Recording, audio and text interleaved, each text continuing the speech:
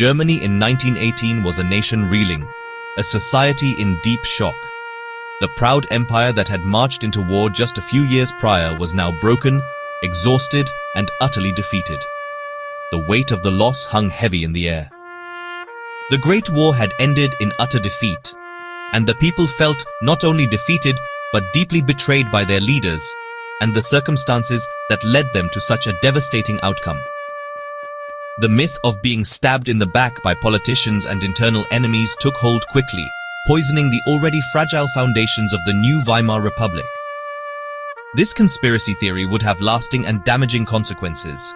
The Treaty of Versailles, signed in 1919, was not a peace agreement, but pure punishment inflicted upon a broken nation by the victorious Allied powers.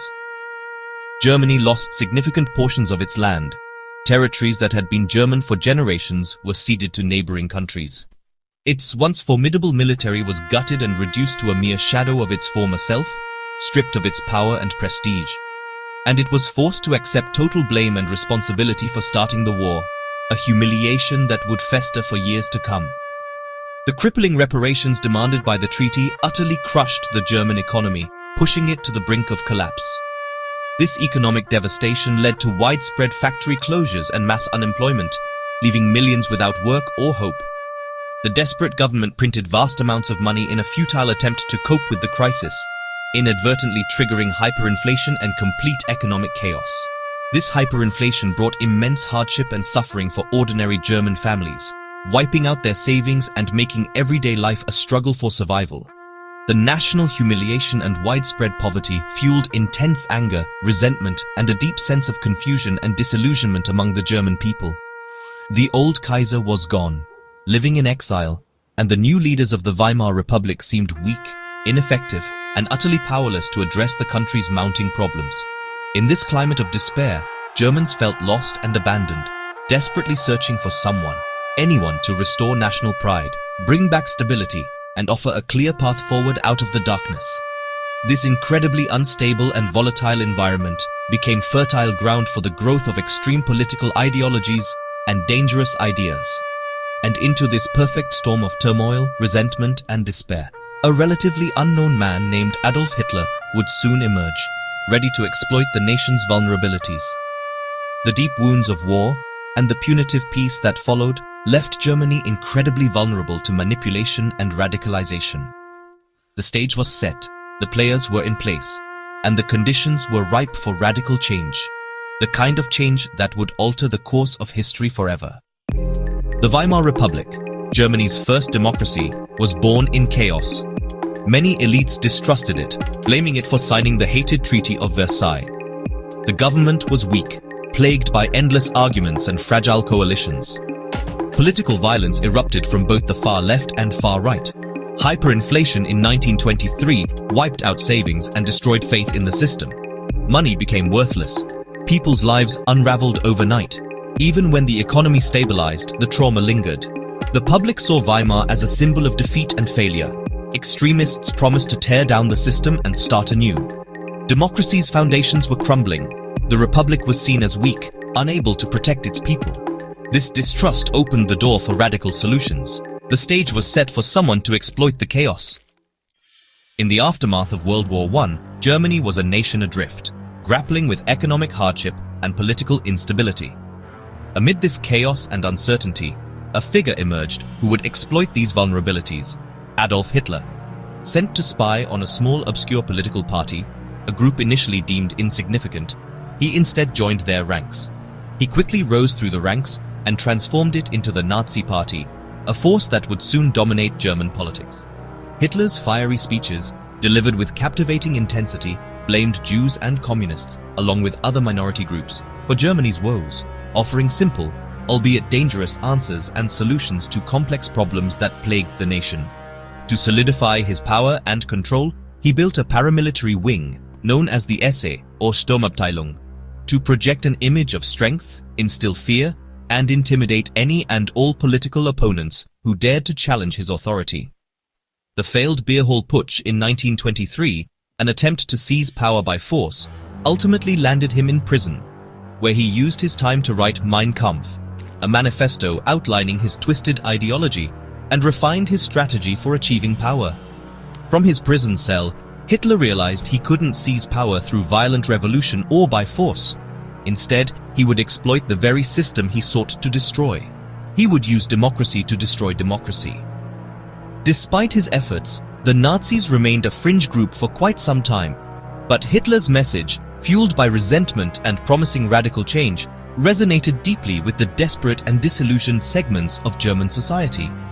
He promised a return to national pride and glory, scapegoats to blame for their problems, and a clear, decisive path forward towards a brighter future, as he envisioned it.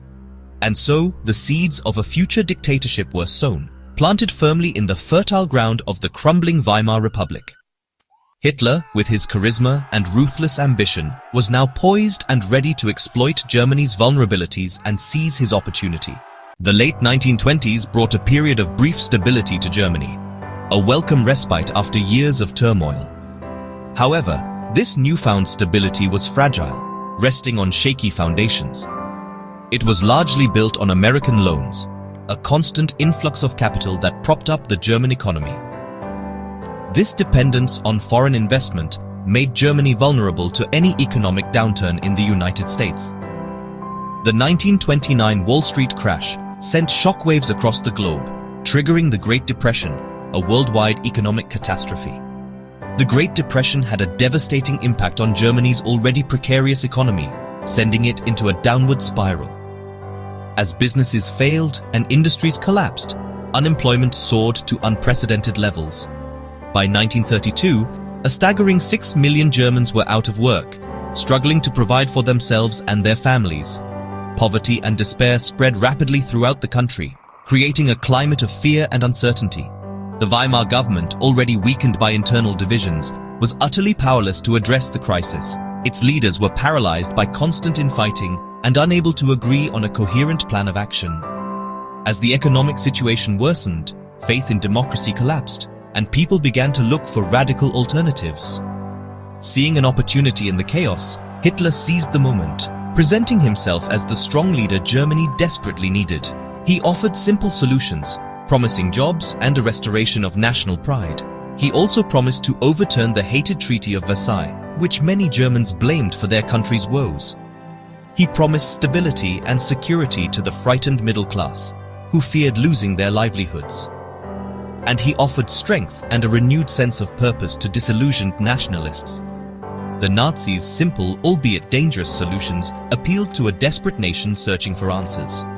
The devastating impact of the Great Depression turned Hitler from a fringe agitator on the margins of society into a serious political contender with a growing base of support. The widespread misery and pervasive fear that gripped Germany fueled the Nazi rise to prominence. The economic and political crisis created the perfect storm for the rise of extremism and the erosion of democratic values. And Hitler, with his carefully crafted image and promises, was ready to ride that storm all the way to power. As crisis deepened, Nazi propaganda, led by Joseph Goebbels, became relentless. Politics became emotion and spectacle. Hitler was cast as Germany's savior. Posters, rallies, and dramatic speeches built a cult of personality. Promises were tailored: jobs for workers, security for the middle class, hope for youth. The Nazis presented themselves as a movement for all Germans. Their message was simple, repeated, and effective. In 1930, Nazi seats in the Reichstag soared. By 1932, they were the largest party. Propaganda turned Hitler into a national figure. The Nazis captured the hearts and minds of millions. They were no longer fringe, they were a force poised for power. Despite electoral success, Hitler wasn't handed power immediately. President Hindenburg and conservative elites distrusted him, but political deadlock left them desperate. In January 1933, they made a fateful deal. Hitler became Chancellor, believing they could control him. Hitler moved quickly, exploiting the Reichstag fire to claim a communist threat. The Reichstag fire decree suspended civil liberties, allowing mass arrests of opponents. The Enabling Act soon followed, giving Hitler dictatorial powers. Democracy was dismantled legally, step by step. Opponents were silenced. Concentration camps opened. Hitler consolidated power with breathtaking speed. The dictatorship was born from political miscalculation and fear. Hitler's rise was not inevitable. It was the result of a perfect storm. National trauma from war and the Treaty of Versailles bred resentment and humiliation. The Weimar Republic's weakness and economic disasters destroyed faith in democracy.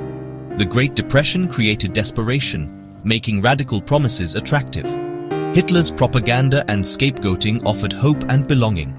Conservative elites underestimated his ambition, handing him power in a backroom deal. He used crisis and legal means to dismantle democracy. Hitler did not seize power by force, he was given it. A wounded nation, failed democracy, and economic collapse paved his way. The story of Hitler's rise is a warning of how fragile democracy can be. In the end, a dictator was made by the choices and failures of many.